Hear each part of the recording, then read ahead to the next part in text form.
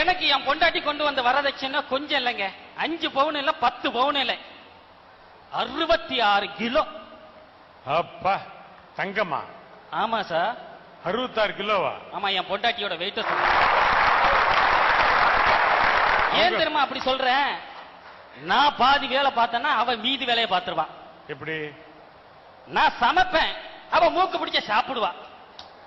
நான் நல்லா துணி துவைப்பேன், அவ கட்டிக்கிட்டு போயிடுவா. நான் கூட்டிட்டு பாய போடுவேன், நல்லா கொரட்டை விட்டு தூங்கிடுவா. ஒரு நாள் இப்படித்தான் பாருங்க. ஒரு நாள் அதிசயமா துணி துவைச்சிக்கிட்டு இருந்தா. நான் போயிட்டு, அம்மாடி கரண்ட் இருந்தா வாஷிங் மிஷின்ல போட்டு துவைக்கிறேமே, கவர்மெண்ட் மிக்சி தர்றாங்க, கிரைண்டர் தர்றாங்க, ஆனா கரண்ட ஒழுங்கா தள்ளியே தங்கம் அப்படின்னு. உடனே அவ சொன்னா, கரண்ட் இல்லாட்டினா என்ன ராசா, அதுக்கு பதிலாத்தான் நீ இருக்கிய அப்படின்னோட பூரைக்கு போயிட்டேன். அப்படியே ஏண்டி தங்கம் நானும் கரண்ட் ஒன்னா அப்படின்னு கேட்டேன் பாருங்க.